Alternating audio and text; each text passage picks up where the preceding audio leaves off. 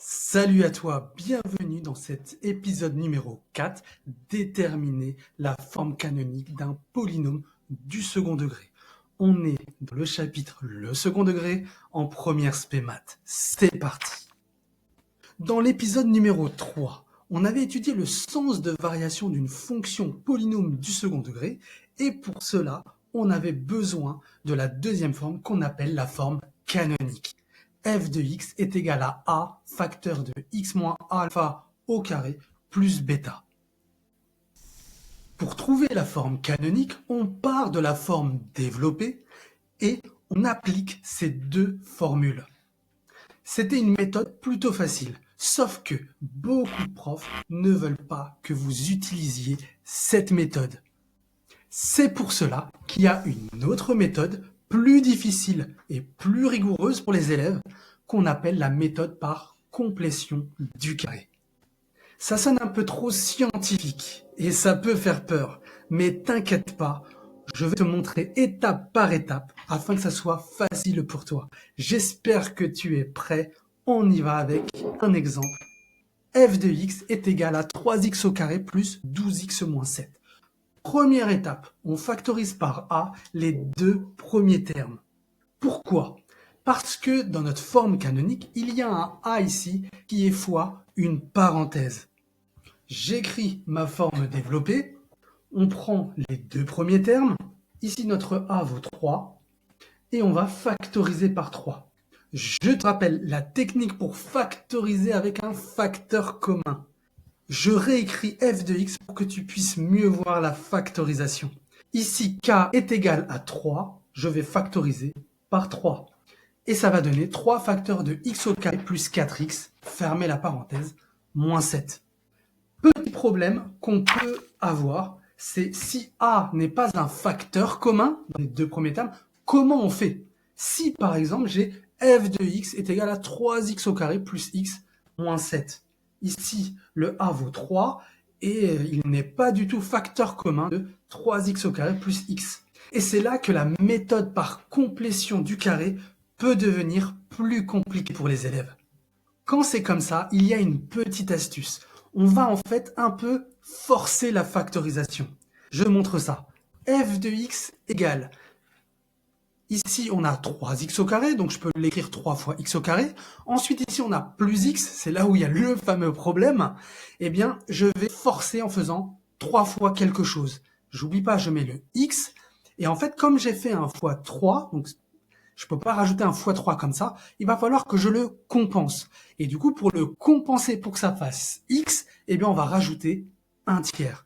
Est-ce que tu es bien d'accord que 3 fois 1 tiers de x, eh bien, ça fait x. Et là, j'ai clairement gagné parce que j'ai bien mis le 3 en facteur. J'oublie pas le moins 7. Donc, f de x est égal à... Alors ici, on a bien 3 en facteur commun, donc je vais pouvoir le mettre devant la parenthèse. Ensuite, dans la parenthèse, eh bien, on va mettre x au carré plus 1 tiers de x. Super, j'oublie toujours pas le moins 7. Si tu as des questions par rapport à cette façon-là, eh bien, n'hésite pas à mettre ça dans les commentaires. Ça, c'était la première étape. On enchaîne avec la deuxième étape. On détermine l'identité remarquable. On va s'intéresser maintenant à ce qu'il y a dans la parenthèse. X au carré plus 4x. Et ce qu'il y a dans la parenthèse doit représenter le début d'une identité remarquable. Je te rappelle les 3 identités remarquables. Voilà, tu as vu ça un peu en troisième et en seconde. Est-ce que ça te fait des bons souvenirs, ces identités remarquables ? Pourquoi je parle d'identité remarquable ? En fait, on va regarder notre forme canonique. On a factorisé par a dans la première étape. Maintenant, dans la deuxième étape, eh bien, on va essayer de faire apparaître cette identité remarquable. Et si on regarde attentivement cette identité remarquable, on voit que ça correspond soit à la première identité remarquable, soit ça correspond à la deuxième identité remarquable, mais pas du tout à la troisième.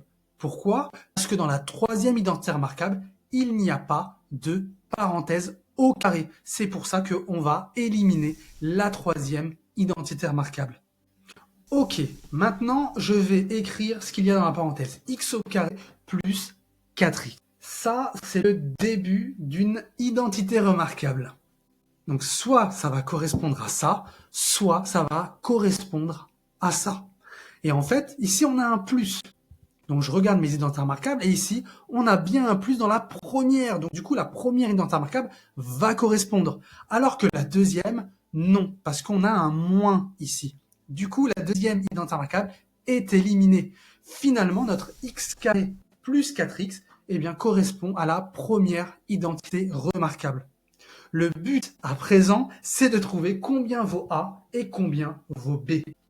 Comme ici, on a x au carré, donc x au carré, et ici, on a A au carré, donc A au carré, eh bien, on en déduit que le A vaut x. Je réécris maintenant l'identité remarquable avec A est égal à x, ce qui donne x plus b, le tout au carré, est égal à x au carré plus 2xb plus b au carré. On a fait la moitié du chemin. Donc reste attentif, on a bientôt terminé. Maintenant, il y a le 4x ici. Et ce 4x correspond à 2xb, 2 fois x fois b. Et ma question, c'est combien vaut le b pour que 2 fois x fois b est égal à 4x? Et le b va valoir 2 en fait, car 2 fois x fois 2, ça fait bien 4x. Et maintenant, je peux remplacer le b par 2 dans l'identité remarquable. Et ça donne x plus 2 au carré est égal à x au carré plus 4x plus 4. Super, on a trouvé notre identité remarquable. Et ici, x au carré plus 4x qu'on avait au départ, eh bien c'est bien le début de cette identité remarquable. On a gagné. C'est très bien. Super. Ça fait plaisir. Passons à la troisième étape. On complète l'identité remarquable. Je réécris f de x. On va pouvoir compléter notre identité remarquable. Ici, on a plus 4. Je vais rajouter ce plus 4. Comme ça, ce qu'il y a ici représente bien l'identité remarquable x plus 2, le tout au carré. On est bien d'accord que je ne peux pas rajouter un plus 4 comme ça. C'est pour ça qu'on va rajouter un moins 4 pour pouvoir compenser. Comme ça reste toujours égal à f de x. Donc je ferme la parenthèse, j'oublie toujours pas le moins 7. Des fois, ça arrive que des élèves oublient par inattention et ça fausse finalement la fin et ça te fait perdre des points. Super, maintenant je peux réécrire f de x sous cette forme-là. Dernière étape, il n'y a plus qu'à développer et c'est finito los amigos. Pour développer, eh bien, on prend le 3 et on va faire la distributivité. Ce qui va donner 3 fois toute cette parenthèse au carré. On ne distribue pas le 3 à l'intérieur de cette parenthèse. Moins 3 fois 4, moins 7. Maintenant, il n'y a plus qu'à simplifier les calculs et on a fini. Ici, on a 3 fois 4, ça fait 12. Et moins 12 moins 7, ça fait moins 19. On a trouvé notre forme canonique avec alpha est égal à moins 2. Attention à dire que alpha est égal à plus 2. Il faut bien faire attention à ce alpha. Et bêta est égal à moins 19. Maintenant, j'aimerais qu'on fasse une vérification de notre forme canonique avec la méthode qu'on avait fait dans l'épisode 3. On prend la forme développée avec A égale 3, B égale 12 et C égale moins 7. Je calcule mon alpha, donc je vais remplacer le B et le A, ce qui va donner moins 12 sur 2 fois 3. Je fais le calcul, ce qui va donner moins 12 sur 6 et moins 12 sur 6, ça fait bien moins 2. Super, on a bien alpha est égal à moins 2. Maintenant, mon bêta, je vais remplacer le alpha par moins 2, ça donne f de moins 2.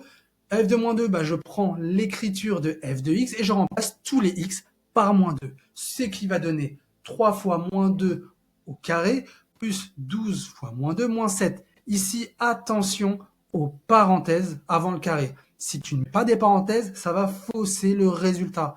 Et encore une fois, tu vas perdre des points. C'est dommage. 3 fois moins 2 au carré. Moins 2 au carré, ça fait 4. 3 fois 4, ça fait 12. 12 fois moins 2, ça fait moins 24. Donc tout ça, c'est égal à 12 moins 24 moins 7. 12 moins 24, ça fait moins 12. Moins 12 moins 7, ça fait bien moins 19. Et super, on a bien trouvé bêta est égal à moins 19. On a fait un perfect, ça fait vraiment plaisir de retomber sur le même résultat. Voilà pour la méthode par complétion du carré. Elle se fait en 4 étapes. Première étape, on factorise par A les deux premiers termes. Deuxième et troisième étape, on détermine et complète l'identité remarquable dans la parenthèse. Et ensuite, dernière étape, on développe. Si tu as des questions, n'hésite pas à mettre dans les commentaires. Si tu arrives à gérer cette méthode, franchement, bravo à toi. Parce que beaucoup d'élèves s'en mêlent les pinceaux avec la factorisation, trouver la bonne identité remarquable, éviter les erreurs de signes et les erreurs de calcul, ça peut vite devenir un cauchemar. Dans le prochain épisode, on va voir à quoi sert concrètement la forme canonique. On avait vu un petit peu ça dans l'épisode numéro 3 avec le tableau de variation. Mais la forme canonique sert à autre chose qui est l'un des plus grands objectifs de la démarche scientifique. Je t'en dis pas plus, donc reste bien connecté. Je te dis à très bientôt dans un nouvel épisode. Salut à toi!